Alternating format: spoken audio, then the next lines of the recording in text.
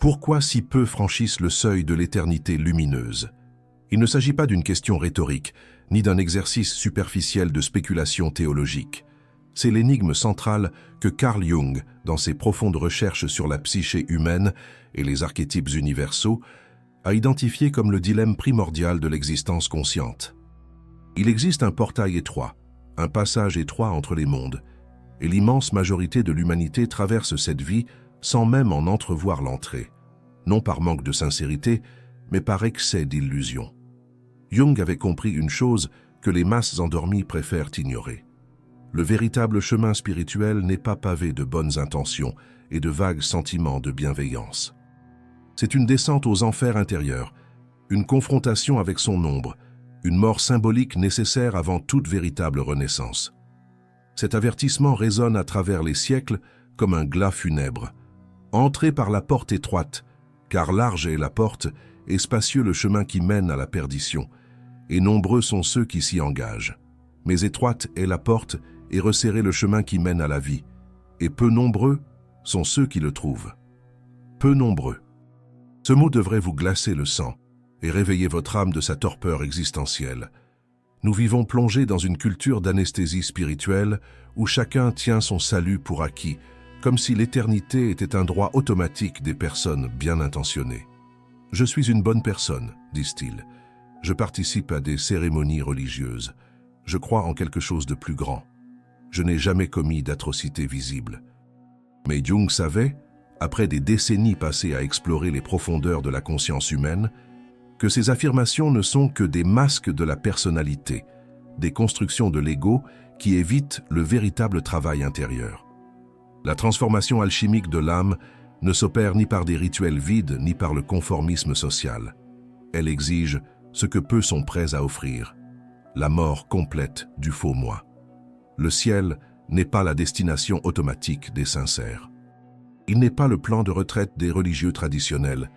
Il n'est pas le choix par défaut des personnes en quête de spiritualité. Il est l'accomplissement de ceux qui ont traversé le processus complet d'individuation, qui ont affronté leurs démons intérieurs, qui ont intégré leur part d'ombre, qui sont morts au monde profane et ont renaît par le feu purificateur de la conscience élargie. Et la raison pour laquelle si peu atteignent cet état transcendant est d'une simplicité brutale. La plupart ne désirent pas véritablement le divin. Ils ne désirent que les bienfaits périphériques du divin. Ils aspirent à la paix sans présence transformatrice. Ils rêvent de paradis sans sanctification douloureuse. Ils désirent des bénédictions sans les limites qui disciplinent l'ego démesuré. Jung a maintes fois observé ce phénomène dans sa pratique clinique. Des personnes cherchant à soulager leurs symptômes sans vouloir affronter les causes archétypales de leur souffrance. Elles aspiraient à la guérison sans transformation. Elles recherchèrent la lumière sans traverser les ténèbres. Elles convoitaient l'or alchimique sans se soumettre au processus de dissolution et de reconstruction. Ce message n'a pas pour but de vous terrifier par de simplistes menaces de damnation éternelle. Son objectif est plus profond et plus urgent. Vous éveillez de la torpeur hypnotique de l'existence mécanique. Si vous reconnaissez la réalité de l'éternité, si vous comprenez qu'il existe des états de conscience post-mortem radicalement différents, alors aucune question n'a une urgence existentielle plus grande que celle-ci. Suis-je parmi les rares à m'être véritablement éveillé, ou bien me berçais-je d'illusions en avançant somnambule vers l'abîme? Plongeons maintenant au cœur du sujet.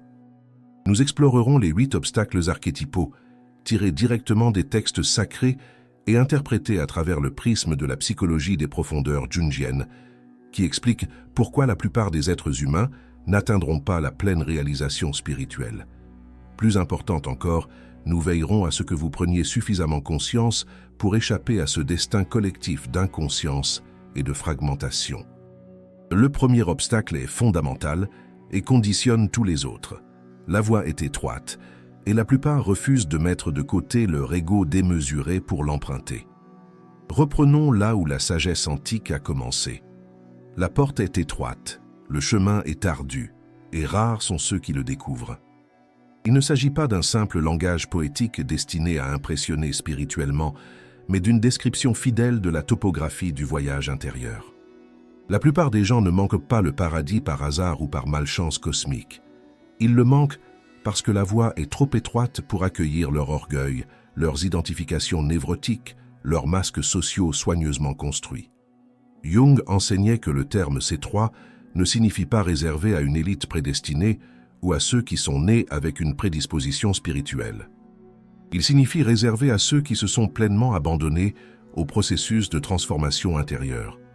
Car le chemin vers l'éveil spirituel est si étroit qu'on ne peut y emporter ses idoles psychologiques. On ne peut traîner ses comportements autodestructeurs comme un fardeau émotionnel. On ne peut cheminer aux côtés du monde profane des illusions collectives et espérer atteindre la gloire de la conscience éclairée. Le chemin étroit exige quelque chose de radical et d'effrayant. Abandonner absolument tout.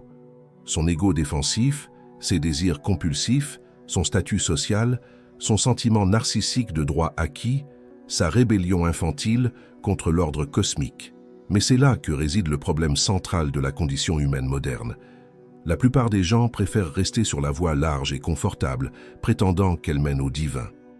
Ils veulent le chemin de moindre résistance psychologique, le voyage qui exige le moins de sacrifices de leur faux moi. Le salut initial, l'éveil de la conscience, ne coûte rien en soi. Cependant, suivre authentiquement le chemin de l'individuation vous coûtera tout ce que vous imaginez. Ce processus ne demande pas une partie de votre cœur, mais votre engagement total, et il est pleinement légitime d'exiger cela. Les Écritures sont on ne peut plus claires. Quiconque parmi vous ne renonce pas à tout ce qu'il possède ne peut être mon disciple. Mais ce n'est pas cet enseignement que la plupart des gens entendent aujourd'hui dans les églises endormies et les centres spirituels commercialisés, n'est-ce pas?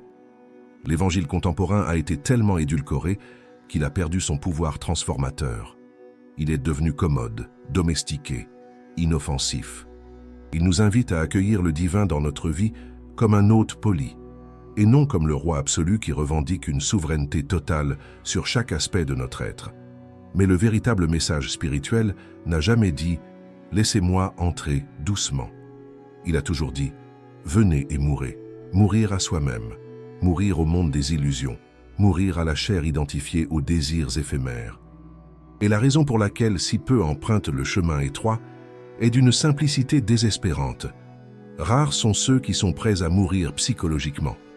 Fréquenter les temples ne les intéresse pas. Se contenter d'une spiritualité superficielle ne les intéresse pas. La pratique religieuse non plus. Mais la crucifixion, la dissolution totale de l'ego, c'est là que la grande majorité trace la ligne infranchissable. Ils aspirent au confort sans affronter leur part d'ombre. Ils veulent le salut sans se soumettre au processus d'individuation. Ils désirent l'aspect salvifique de l'archétype divin, mais non l'aspect souverain qui exige une obéissance absolue aux lois cosmiques. Voici ce que les enseignements anciens affirmaient sans ambiguïté. « Efforcez-vous d'entrer par la porte étroite, car beaucoup, je vous le dis, essaieront d'entrer et n'y parviendront pas. » Pourquoi? Parce qu'ils aspiraient à la transcendance, mais pas au point d'abandonner leurs identifications psychologiques. Ils désirèrent la lumière, mais non le douloureux processus de purification de tout ce qui est illusoire. Écoutez donc attentivement cette vérité. Le ciel de la conscience éclairée est gratuit par essence, mais son cheminement est exigeant. Vous n'y parviendrez pas par hasard, en restant attaché à votre ego superficiel. Vous n'y arriverez pas par accident cosmique. Et vous ne franchirez certainement pas la porte étroite en vous accrochant désespérément au monde des illusions confortables. Si la route semble étroite, si le chemin paraît terriblement difficile, c'est excellent. Cela signifie que vous êtes sur la bonne voie pour une transformation authentique. Car la voie large est facile, confortable, encombrée de compagnons inconscients et mène tout droit à la destruction spirituelle et à une fragmentation psychologique permanente. La question qui brûle en vous comme un feu intérieur est la suivante. Êtes-vous prêt à vous diminuer, à mourir, à vous transformer complètement? Ou préférerez-vous l'illusion confortable de la voie large où chacun marche ensemble vers l'oubli, convaincu de son propre salut? Une tromperie mortelle imprègne la conscience collective moderne, une illusion si profonde que des millions d'âmes s'y abandonnent chaque nuit, persuadées de leur sécurité spirituelle. Jung a identifié ce phénomène dans ses études sur la psyché religieuse. Les êtres humains désirent la paix éternelle sans obéissance présente. Ils convoitent les fruits de la transcendance sans cultiver leur jardin intérieur. Ils aspirent à une récompense céleste sans se soumettre au cycle de mort et de renaissance qu'exige toute véritable transformation. Mais la réalité cosmique ne fonctionne pas ainsi. L'individuation n'est pas un lot de consolation pour les âmes sentimentales.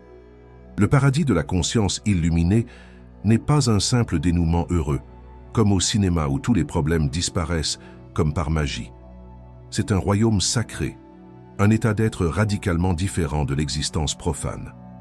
Et ce royaume possède un souverain absolu, une force archétypale centrale que Jung a identifiée comme le soi, la totalité psychique qui transcende et englobe l'ego limité. La question pénétrante résonne à travers les millénaires. Pourquoi m'appelez-vous Seigneur, Seigneur, et ne faites-vous pas ce que je dis? Que cette question transperce vos défenses psychologiques comme une flèche enflammée. Il est tout à fait possible, et malheureusement fréquent, d'invoquer le nom du divin, de chanter des louanges rituelles, de parler avec éloquence de spiritualité, voire de croire intellectuellement à des concepts transcendants, sans pour autant appartenir véritablement au domaine du sacré. La distinction établie par Jung entre religion authentique et religiosité névrotique s'applique parfaitement ici. L'archétype divin ne recherche ni admirateurs passifs, ni fans enthousiastes. Il recherche des disciples engagés, des individus ayant accompli le processus complet de la transformation intérieure. Et un véritable disciple n'admire pas seulement le principe christique de la conscience éclairée. Il lui obéit, l'incarne, le vit à chaque instant. C'est cet aspect que la grande majorité ignore ou déforme commodément. On rêve d'un paradis terrestre idéal, sans ses inconvénients. Plus de souffrance physique, plus d'obligations financières, plus de mort. On s'imagine flotter parmi des nuages ornementaux, retrouver ses proches disparus, profiter de vacances éternelles dans un complexe cosmique 5 étoiles. Mais cette fantaisie enfantine révèle une incompréhension fondamentale de la nature de la réalité spirituelle. Le paradis n'est pas un lieu de villégiature pour égos égocentriques en quête de satisfaction perpétuelle. C'est le siège de la conscience sacrée absolue, l'espace où le soi originel règne sans compromis avec les illusions de l'ego fragmenté. Cela signifie quelque chose de radical et de terrifiant. Si vous ne pouvez supporter la présence du divin ici et maintenant, avec toute sa lumière révélatrice qui expose chaque ombre cachée, vous ne survivrez pas à la pleine gloire de cette présence dans l'au-delà. Jung l'a observé chez ses patients, confrontés à des expériences lumineuses. Ceux qui n'y étaient pas préparés psychologiquement étaient dévastés, encore plus fragmentés par l'intensité de la rencontre avec le soi. L'affirmation est absolument claire. Je suis le chemin, la vérité et la vie. Nul ne vient au Père que par moi. Non par de vains rituels religieux, non par une sincérité sentimentale déconnectée de l'action, non par des vibrations positives ou un comportement socialement acceptable, par le processus complet d'individuation, par l'intégration totale de l'archétype christique dans la structure de la personnalité. Mais attention, pas la version domestiquée et commercialisée du principe divin que beaucoup inventent pour apaiser leur ego apeuré. Pas le conférencier en développement personnel, qui ne fait que renforcer l'ego par des affirmations positives. Pas le symbole de la tolérance universelle qui accepte tout sans distinction, y compris l'inconscience et la fragmentation. Pas la version édulcorée qui se complaît dans ses schémas autodestructeurs et ses identifications névrotiques. Mais le principe archétypal authentique, celui dont le regard est comme un feu alchimique qui consume tout ce qui est faux, et dont les mots sont comme des épées qui tranchent toutes les illusions défensives. Le véritable processus d'individuation, tel que Jung l'a décrit au fil de décennies d'observations cliniques et d'expériences personnelles, ne ménage pas l'ego démesuré. Il bouleverse les schémas psychologiques, confronte sans pitié les comportements destructeurs et exige un abandon total et inconditionnel. La plupart des gens ne souhaitent pas une telle transformation radicale. Ils aspirent à un sauveur qui pardonne leurs erreurs sans exiger de changement fondamental. Ils veulent la miséricorde sans domination, la grâce sans contrôle, l'amour sans limite. Voici une vérité qu'aucune pensée positive ne saurait masquer. On ne peut accéder à la conscience éclairée sans connaître véritablement le soi archétypal. Et l'on ne peut le connaître véritablement sans l'accompagner tout au long du cycle de la mort et de la renaissance.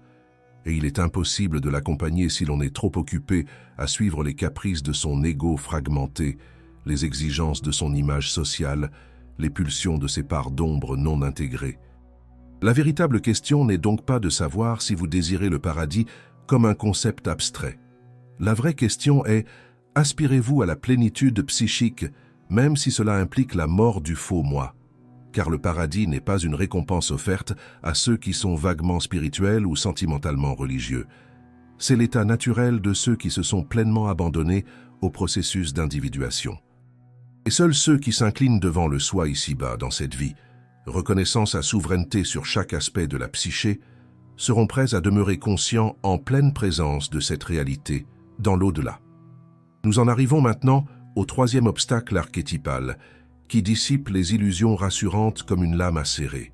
La foi sans fruits est morte, et une foi morte n'ouvre aucune porte. Allons droit au but, sans détour. Toute foi n'est pas une foi salvatrice. Les Écritures l'affirment avec force. La foi, si elle n'a pas les œuvres, est morte en elle-même. Une foi morte est immobile. Une foi morte ne grandit pas. Une foi morte ne transforme pas. Une foi morte ne sauve certainement pas. Nous avons des temples remplis de personnes qui croient intellectuellement au concept divin, mais dont la vie ne ressemble en rien à celle de quelqu'un qui a véritablement vécu le processus d'individuation. Elles ne pratiquent pas la prière contemplative authentique qui relie l'ego conscient au soi. Elles ne se repentent pas véritablement, ce que Jung décrivait comme la confrontation et l'intégration de l'ombre. Elles n'obéissent pas aux principes archétypaux de l'ordre cosmique. Elles ne manifestent pas l'amour compatissant qui émane du soi intégré.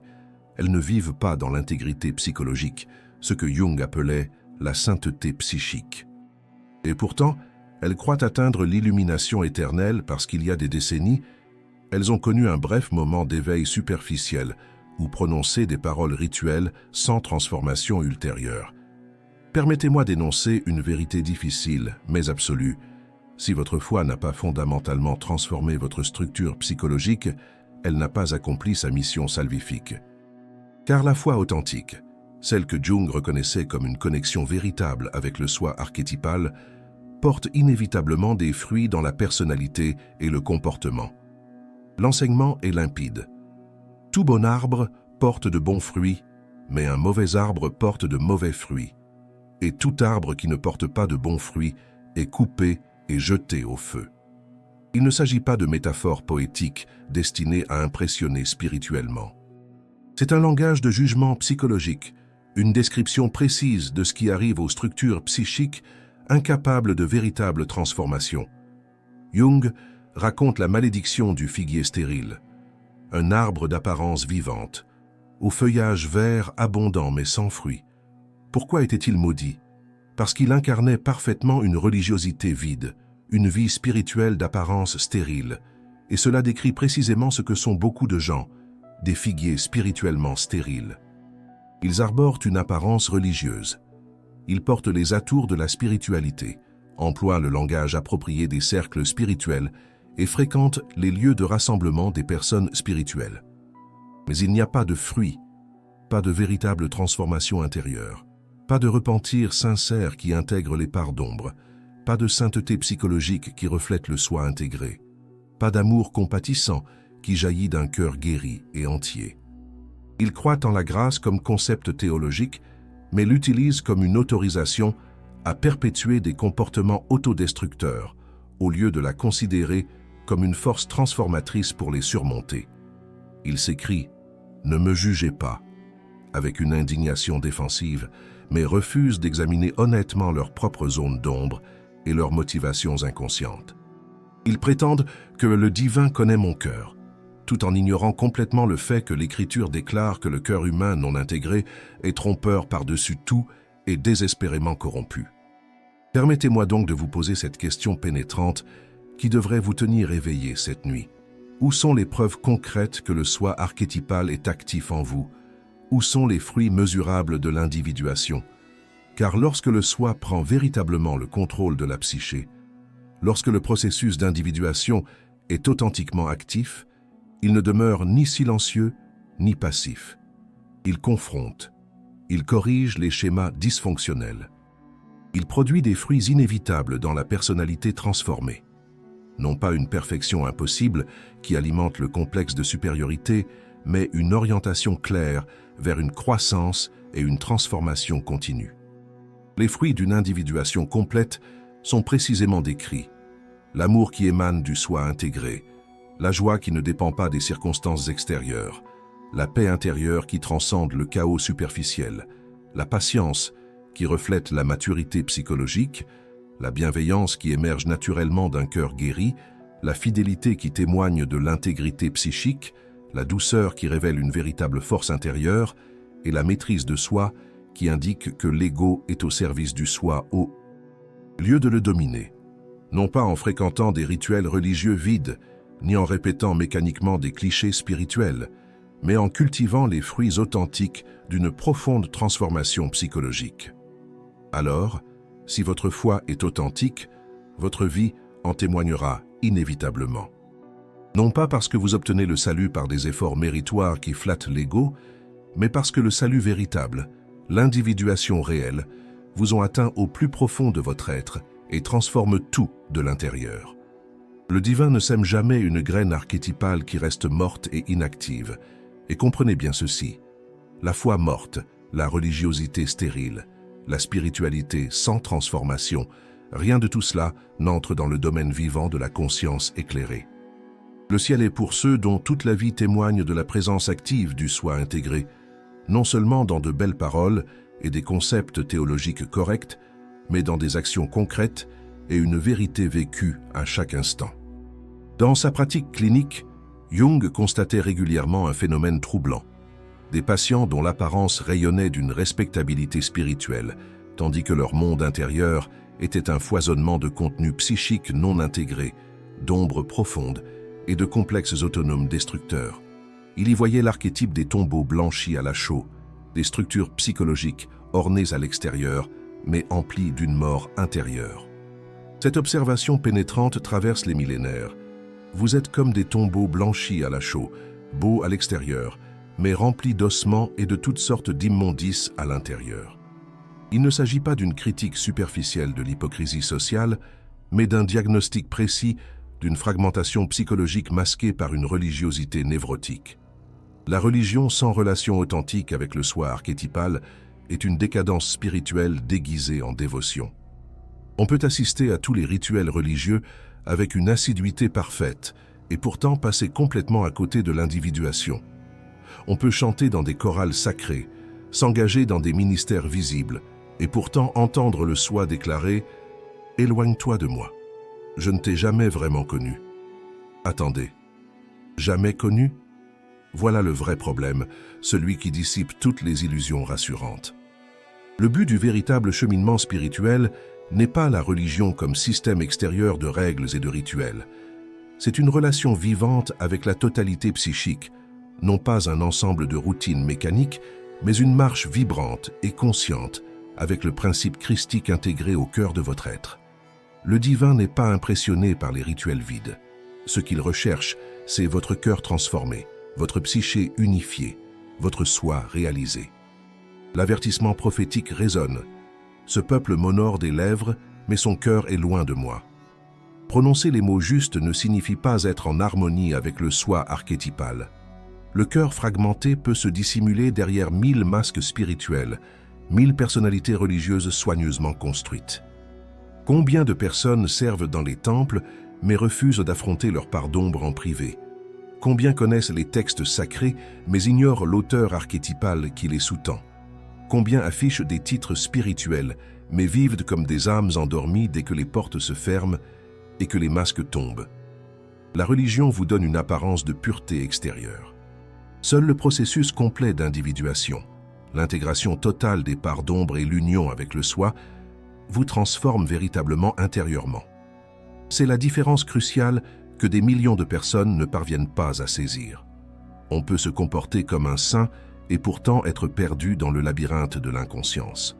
On peut feindre une adoration extatique et rester infiniment éloigné du divin.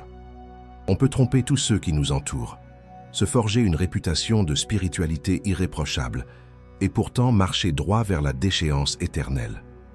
Le sacrifice archétypal n'a pas eu lieu pour que vous suiviez une formule religieuse extérieure. Il a eu lieu pour que vous soyez radicalement transformé de l'intérieur, du plus profond de votre être.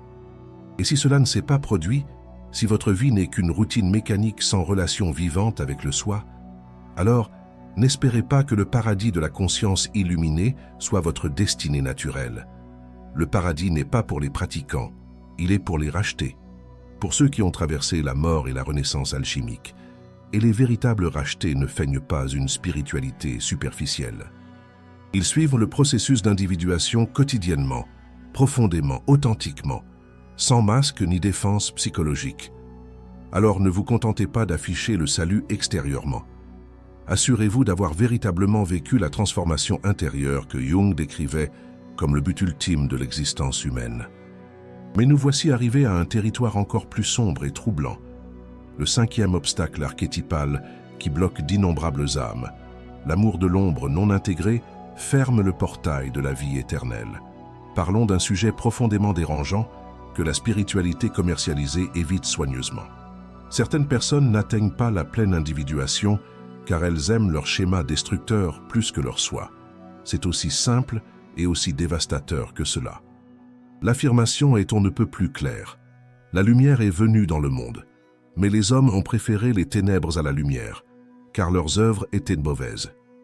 Ils ne sont pas tombés par hasard dans les ténèbres de l'inconscience. Ils l'ont consciemment choisie et continuent de la choisir aujourd'hui, en cet instant précis. Certes, ils ne l'admettront peut-être pas ouvertement.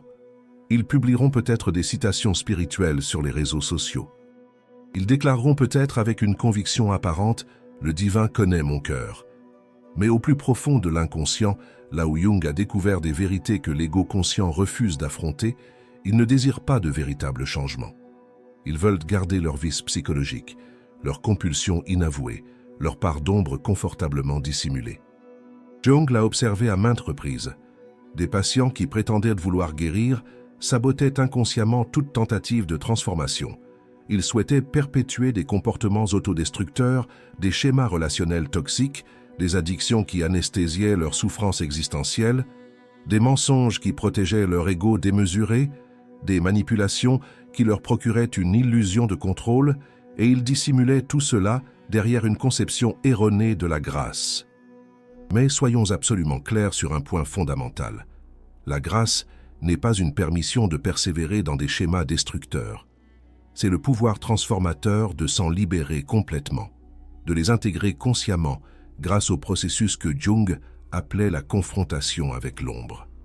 La question rhétorique transperce comme une flèche empoisonnée. Allons-nous continuer à pécher pour que la grâce s'accroisse? Certainement pas. Nous sommes morts à ce schéma destructeur. Comment pouvons-nous continuer à y vivre? Comprenez-le viscéralement. Vous ne pouvez pas vous accrocher au soi d'une main tout en retenant fermement vos ombres non intégrées de l'autre. Vous ne pouvez pas danser avec les forces archétypales destructrices toute la semaine et vénérer comme un ange illuminé le dimanche. Si vous aimez vos schémas obscurs plus que le processus d'individuation, le ciel de la pleine conscience ne sera certainement pas votre destination. Le soi archétypal ne se laissera pas berner par des démonstrations spirituelles superficielles. Il voit au-delà des apparences.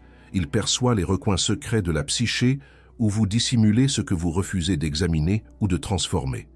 Et voici la part véritablement terrifiante qui devrait vous glacer le sang. Les schémas obscurs ne se contentent pas de vous séparer du soi. Ils se durcissent progressivement, engendrant des complexes de plus en plus autonomes et destructeurs. Plus vous les nourrissez inconsciemment, moins vous ressentez de confrontation intérieure. Moins vous ressentez de confrontation, moins vous percevez la présence active du soi. Et moins vous percevez le soi, plus il devient facile de mourir psychologiquement fragmenté, tout en vous croyant spirituellement en sécurité. Que cette vérité résonne en vous. Si un schéma obscur persiste dans votre vie, que vous protégez jalousement, que vous nourrissez secrètement, que vous excusez par des raisonnements fallacieux, ce schéma n'est ni inoffensif ni neutre.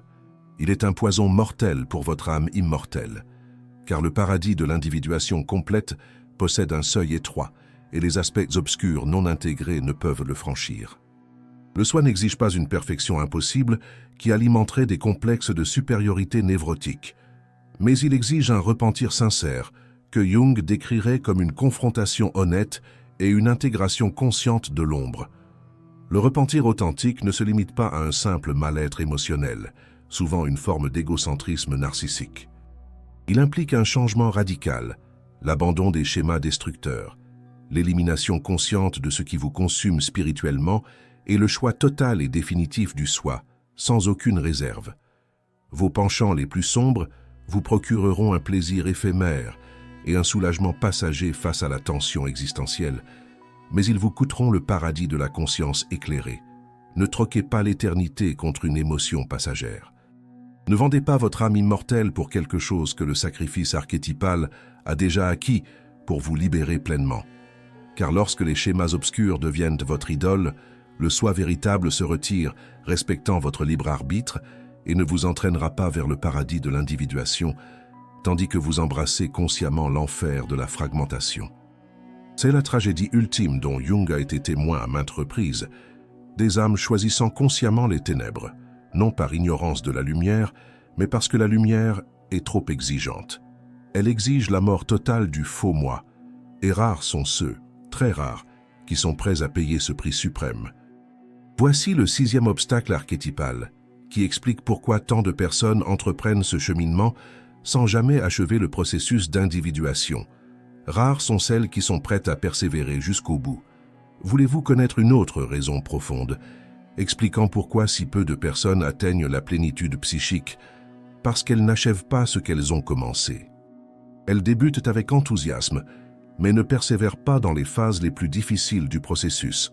Elles offrent des prières ferventes, se rendent aux autels dans des moments de ferveur religieuse, pleurent lors d'intenses retraites spirituelles, puis retombent simplement dans l'inconscience une fois l'émotion initiale dissipée. Ils entament la course alchimique avec une passion ardente. Mais lorsque le feu de leur motivation s'éteint, lorsque l'enthousiasme spirituel initial s'évapore, leur foi se refroidit et finit par se figer. La vérité tacite est la suivante. Celui qui persévérera jusqu'au bout sera sauvé. Cela signifie que la vie d'individuation n'est pas une course courte et intense. C'est un combat prolongé, un marathon en territoire hostile. Il ne s'agit pas seulement de l'enthousiasme initial, mais de la persévérance, lorsque tout en vous crie d'arrêter et de retourner à la douce torpeur de l'inconscient collectif. Soyons francs, et les communautés spirituelles à but lucratif l'admettent rarement. Suivre la voie de l'individuation est extrêmement difficile. Il est ardu d'obéir aux principes archétypaux quand il est infiniment plus facile de se conformer aux illusions collectives. Il est difficile de préserver sa pureté psychologique dans un monde pollué par une inconscience toxique. Il est difficile de pardonner à ceux qui vous blessent sans cesse, rouvrant ainsi les mêmes blessures psychologiques avant même qu'elles ne guérissent. Êtes-vous prêt à persévérer face à cette difficulté? Ou abandonnerez-vous lorsque le chemin deviendra trop escarpé pour votre ego? Jung avait compris une chose que la plupart des gens passent leur vie à éviter. Il est profondément difficile d'espérer la manifestation du soi archétypal lorsque chaque fibre de notre ego aspire à fuir, à s'échapper, à retourner au schéma familier d'une inconscience confortable. Mais le processus d'individuation n'a jamais promis la facilité ni le confort psychologique. Il promettait la plénitude éternelle, l'intégration complète au-delà de la mort physique. Et l'éternité consciente appartient à ceux qui ne renoncent pas lorsque le chemin devient insupportable, lorsque chaque instinct de survie de l'ego crie d'abandonner le voyage et de retourner à l'endormissement collectif.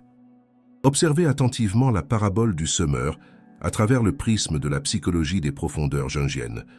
Certaines graines archétypales germent rapidement dans la psyché, engendrant un enthousiasme spirituel intense et des expériences lumineuses impressionnantes. Mais elles ne s'enracinent pas profondément dans l'inconscient. Ainsi, lorsque surviennent les inévitables épreuves psychologiques, lorsque l'ombre doit être affrontée de front, lorsque des complexes autonomes émergent des profondeurs et exigent une intégration douloureuse, ces graines se dessèchent et meurent. D'autres graines sont étouffées par les soucis de ce monde profane, L'argent qui promet la sécurité, mais engendre l'anxiété. Le statut social qui nourrit l'ego mais fragmente l'âme. Les distractions incessantes qui anesthésient la souffrance existentielle, mais empêchent toute véritable croissance. Celles-ci ne produisent jamais les fruits d'une transformation authentique. Il ne s'agit pas simplement d'une jolie histoire pour divertir des fidèles endormis. C'est un avertissement archétypal concernant des schémas psychologiques qui se répètent de génération en génération. Certaines personnes semblent progresser spirituellement, leur vie extérieure portant tous les signes d'un progrès religieux. Mais elles ne persévéreront pas, car leur foi n'est pas enracinée dans les profondeurs de l'inconscient. Leur cœur n'est pas véritablement abandonné au soi. Leur regard n'est pas tourné vers l'éternité, mais vers les gratifications éphémères de l'ego. Jung a observé ce phénomène d'innombrables fois. Des personnes en quête d'expériences spirituelles exaltantes, mais fuyant le travail ardu d'intégration psychologique qu'exige la véritable individuation. L'apôtre de la conscience transformée ne s'est pas contenté de dire « j'ai été sauvé », comme s'il s'agissait d'un événement unique d'un passé lointain. Il a déclaré « j'ai combattu le bon combat, j'ai achevé la course, j'ai gardé la foi jusqu'à mon dernier souffle ». Permettez-moi de vous poser cette question qui devrait transpercer vos défenses psychologiques comme une lance. Gardez-vous la foi lorsque le chemin devient insupportablement difficile. Vous accrochez-vous à votre soi archétypal, même lorsque vos prières les plus ferventes semblent rester sans réponse? Vous accrochez-vous à la vérité lorsque le monde entier se moque de vous, lorsque toutes les voix, extérieures et intérieures, crient que vous êtes fou de persévérer? Marchez-vous en obéissance aux principes archétypaux, même au prix de tout ce qui vous est cher, car ce monde profane mettra votre loyauté envers le processus d'individuation à l'épreuve avec une férocité insoupçonnée. Il tentera de vous séduire pour vous faire abandonner, céder, faire taire votre voix authentique et vous conformer une fois de plus aux illusions collectives. Les forces obscures des archétypes se moquent bien de votre passion ardente et de votre engagement total au départ. Leur seul but est de vous empêcher d'aller jusqu'au bout, de vous faire renoncer avant d'avoir achevé la transformation qui libérerait votre âme. Mais le paradis de la conscience illuminée est réservé à ceux qui persévèrent dans les souffrances psychologiques les plus intenses, qui traversent l'épreuve du feu sans faiblir, qui endurent le rejet social, la solitude existentielle, les épreuves qui brisent le commun des mortels, et qui pourtant conservent leur lien avec le soi. L'enseignement est clair. Vous devez persévérer afin qu'après avoir accompli la volonté divine, vous puissiez recevoir ce qui vous a été promis. Sans persévérance tout au long du processus, point de récompense finale. Sans porter la croix de la douloureuse transformation, point de couronnement de la plénitude psychique. Sans traverser les phases les plus sombres de l'individuation, point de ligne d'arrivée céleste. Alors, ne vous contentez pas de commencer par une force impressionnante. Terminez par une fidélité inébranlable, car c'est à ceux-là et à ceux-là seulement que le paradis de la conscience intégrée est réservé.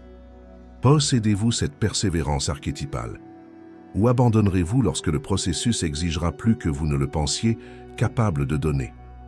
Nous en arrivons maintenant au 7e obstacle, peut-être le plus insidieux et le plus dangereux de tous, car il se dissimule sous un voile de lumière tout en répandant les ténèbres. Nombreux sont ceux qui suivent des enseignements fragmentés et de faux maîtres de la conscience. Ce n'est pas par hasard que cet avertissement résonne à travers les millénaires. Méfiez-vous des faux prophètes, car les forces archétypales obscures n'ont pas seulement recours à la tentation directe et manifeste. Elles utilisent une tromperie sophistiquée, des enseignements qui paraissent spirituellement justes, mais qui mènent à une fragmentation irrémédiable. Et en ce moment même, le monde est inondé de mensonges spirituels revêtus d'un soutane religieuse respectable, déguisé en vérité éclairée. On l'entend partout, répété comme un mantra hypnotique. Le divin veut simplement que vous soyez heureux avec votre ego tel qu'il est. Ne vous souciez pas des schémas obscurs non intégrés. Le principe divin comprend vos faiblesses et n'exigera jamais de véritables changements. Le sacrifice archétypal a déjà payé. Vous n'avez pas besoin de vous transformer fondamentalement. Suivez simplement les impulsions de votre cœur fragmenté et tout ira bien. Cela paraît merveilleusement réconfortant. Cela semble émotionnellement valorisant, mais ce n'est pas l'évangile de l'individuation. C'est un poison psychologique saupoudré d'un verset biblique pour lui donner une apparence de légitimité. La prophétie s'accomplit sous nos yeux.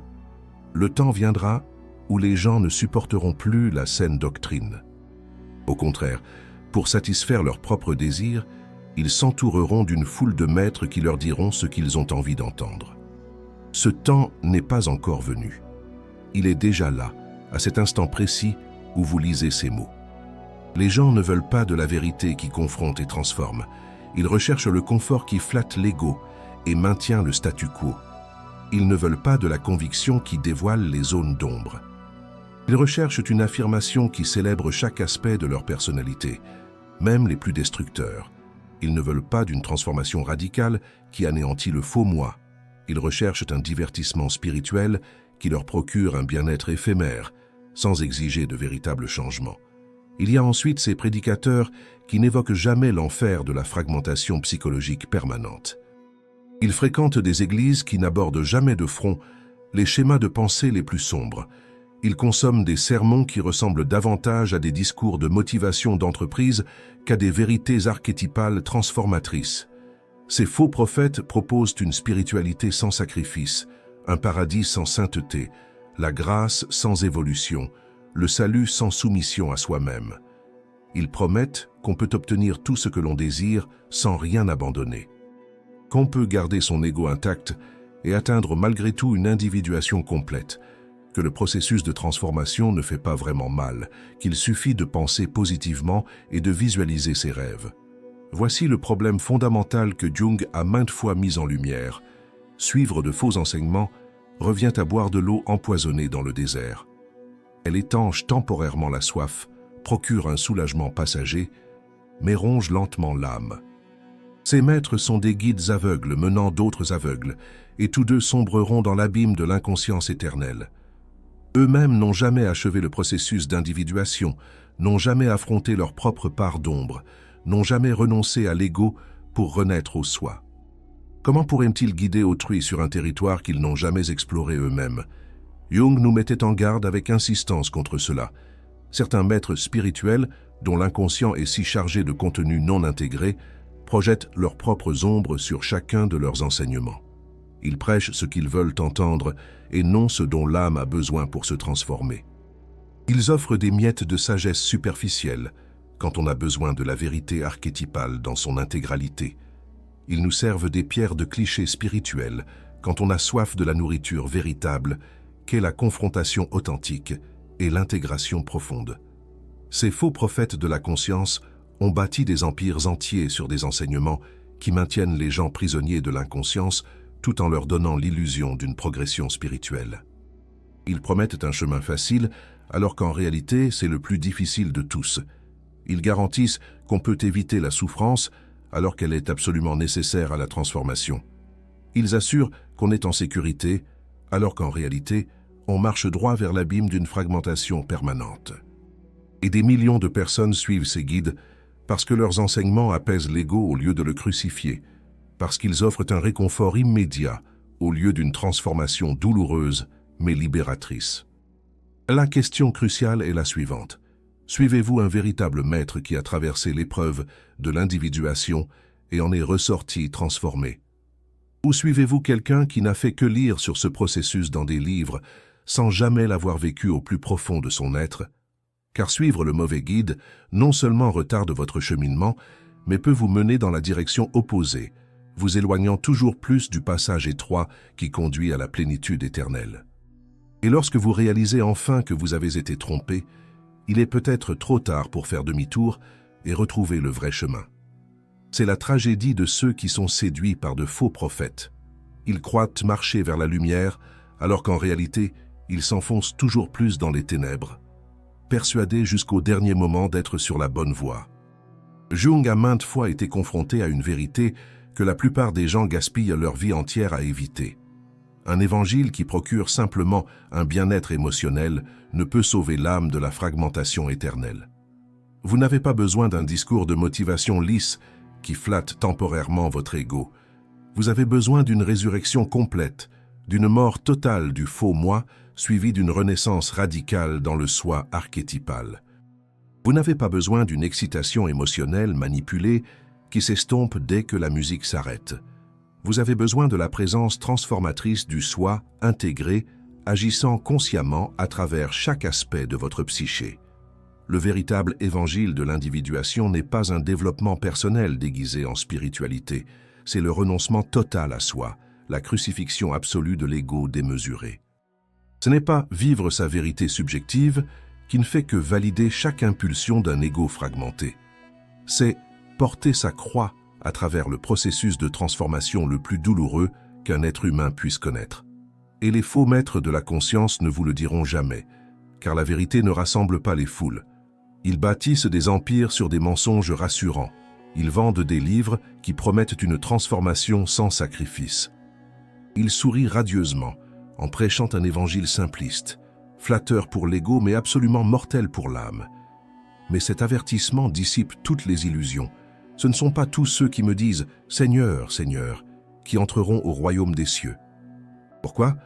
Parce qu'ils ont bâti leur édifice psychologique sur le sable mouvant des sentiments et des émotions, et non sur le roc inébranlable de l'obéissance au soi, ni sur la vérité archétypale qui confronte et transforme, ni sur le processus complet d'individuation que Jung a consacré des décennies à cartographier.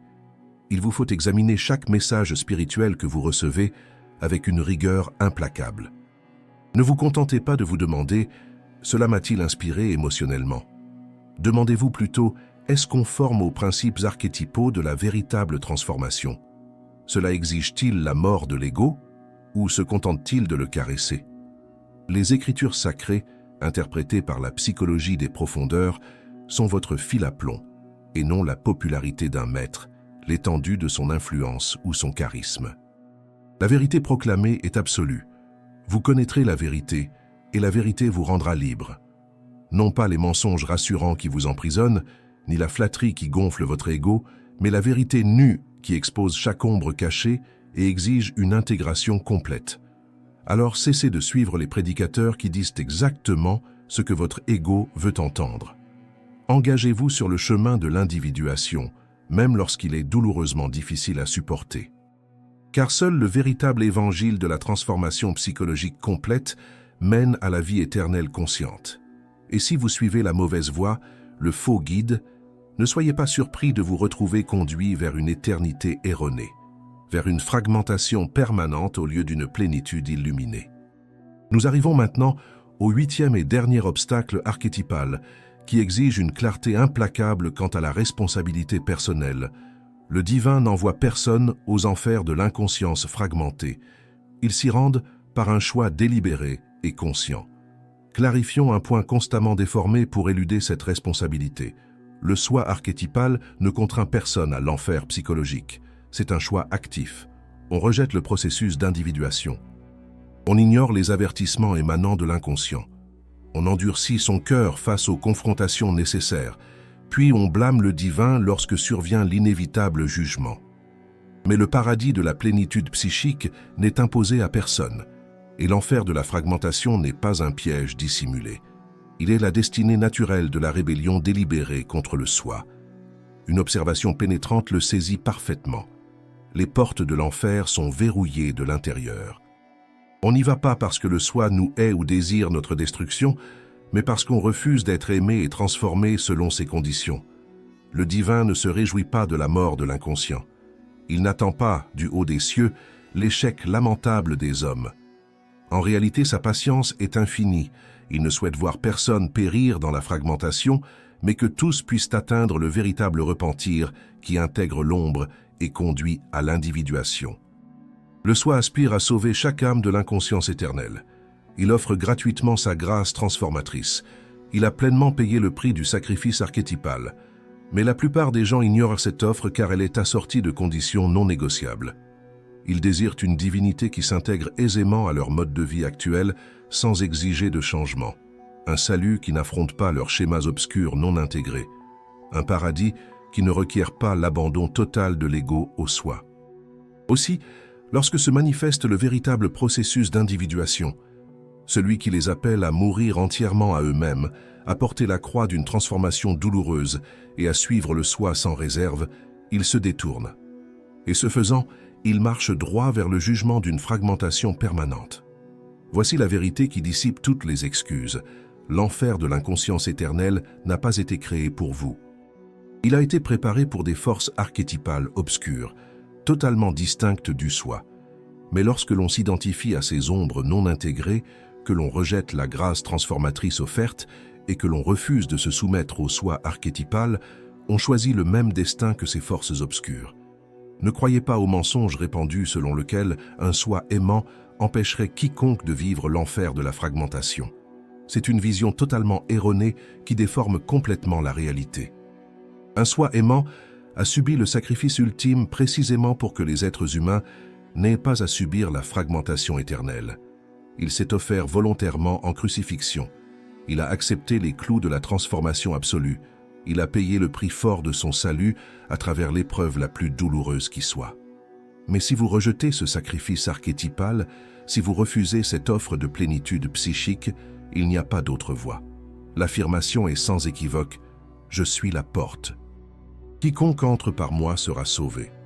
Ainsi, si vous franchissez délibérément ce portail, si vous repoussez la main tendue du soi, si vous raillez la grâce offerte, si vous ignorez les enseignements archétypaux et si vous vivez comme si le processus d'individuation n'existait pas, vous n'êtes pas une victime innocente d'un système cosmique injuste.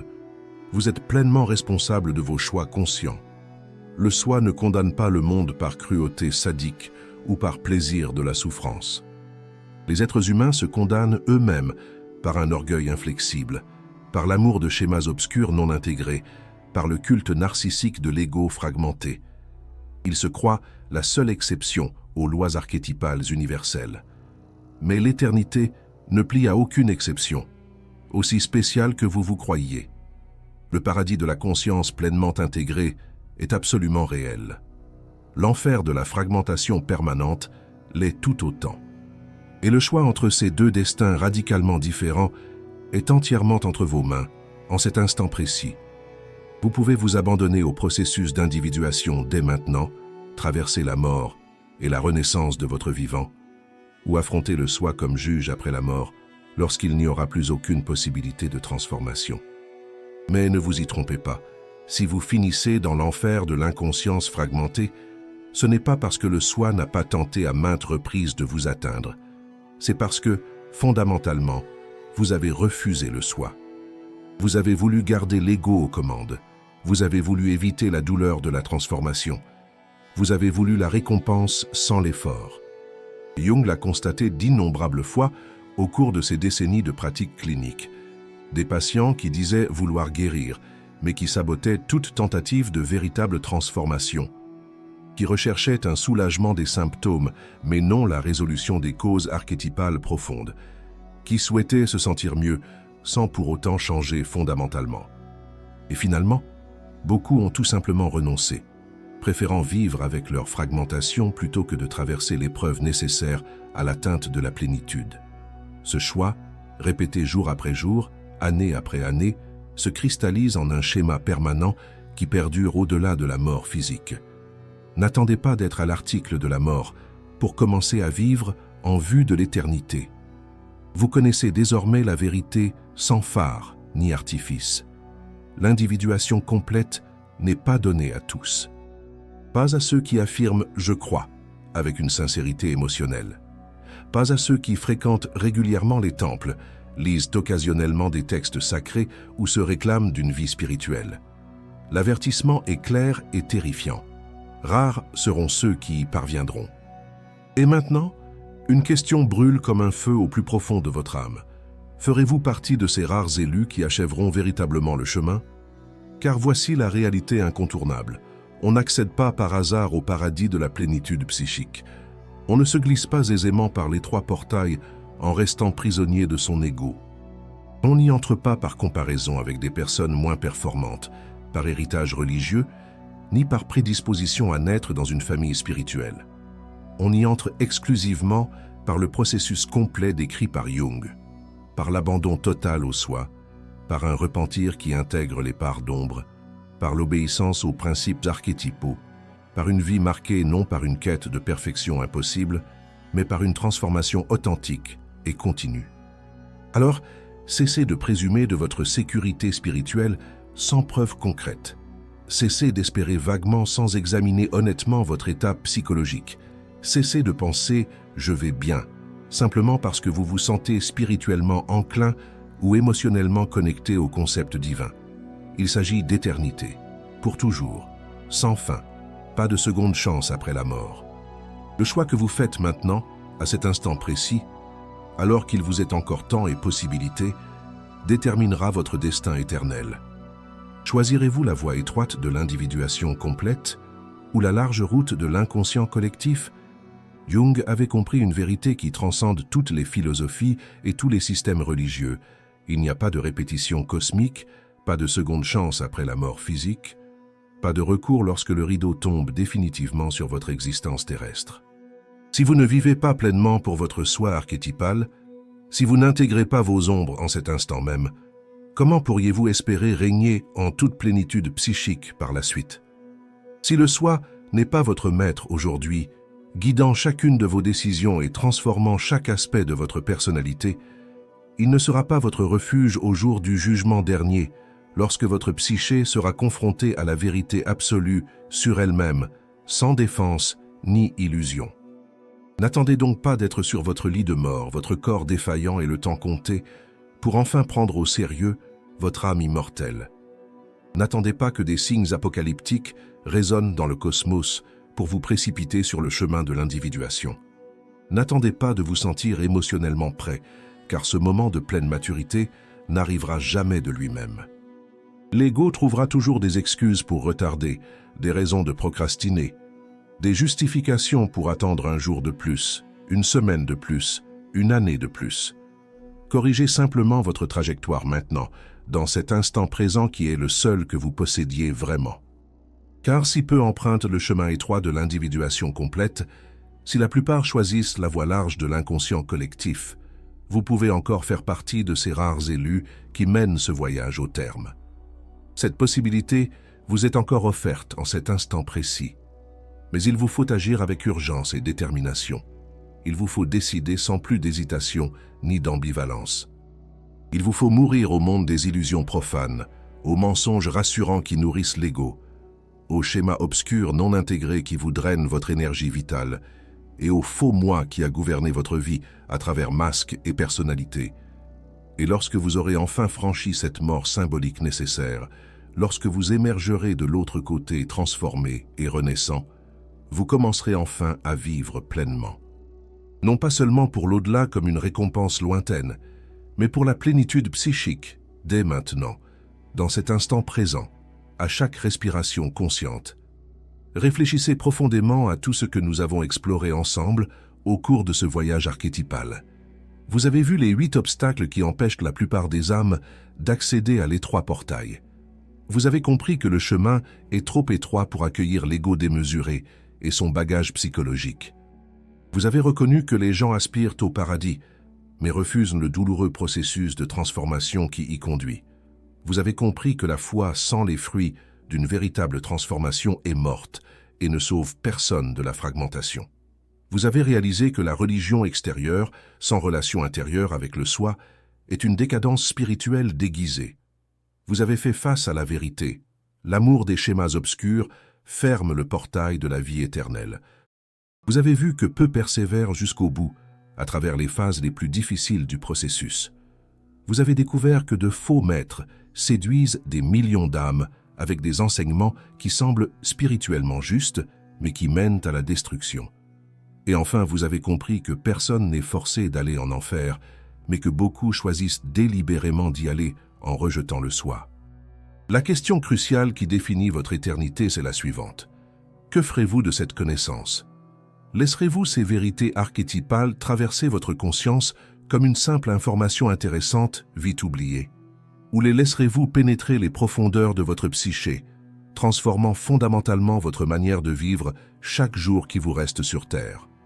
Jung a toujours insisté sur le fait que la connaissance intellectuelle, sans transformation expérientielle, est totalement inutile. Vous pouvez parfaitement maîtriser tous les concepts de l'individuation et rester néanmoins complètement fragmenté si vous n'appliquez pas cette connaissance par des actions concrètes et des choix quotidiens.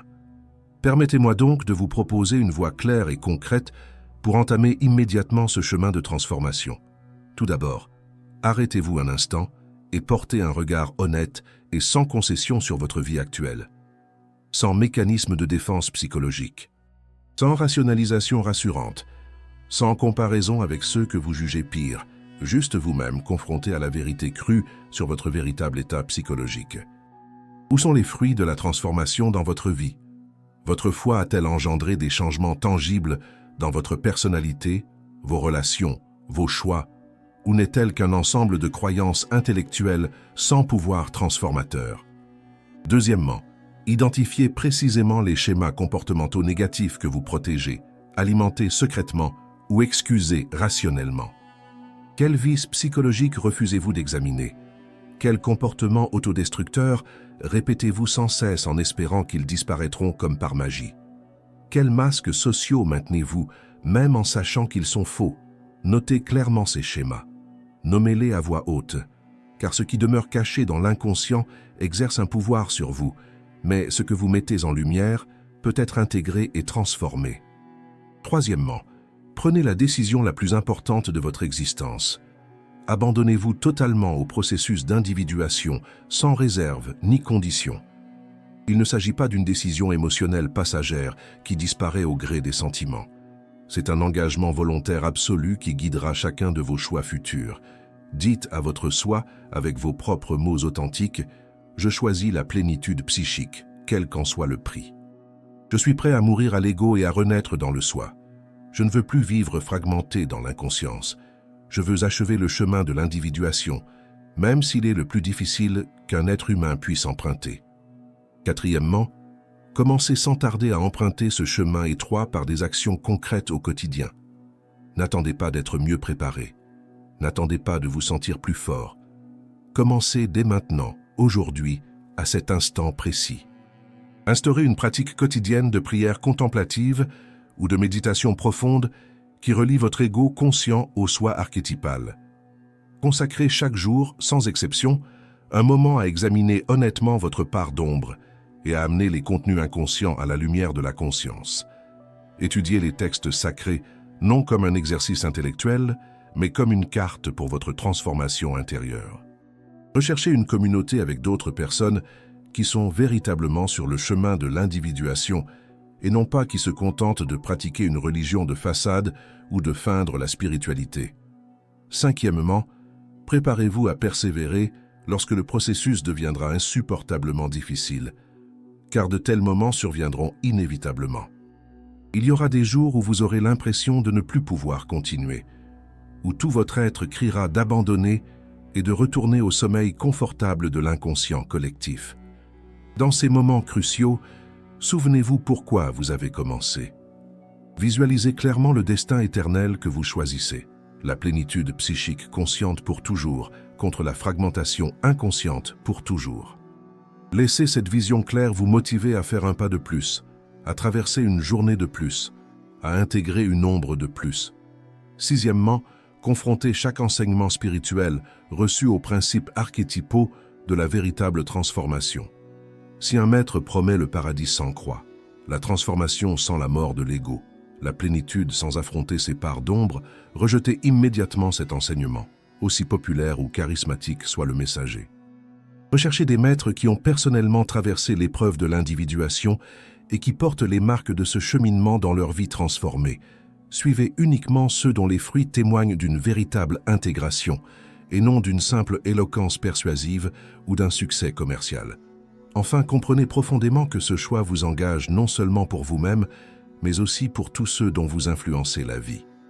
En prenant conscience de votre plein potentiel et en vous intégrant pleinement, vous élevez naturellement la conscience collective qui vous entoure. Votre transformation personnelle contribue à la transformation de toute l'humanité. Vous devenez un phare dans l'obscurité collective, un exemple vivant que l'individuation complète est possible même à notre époque de fragmentation massive.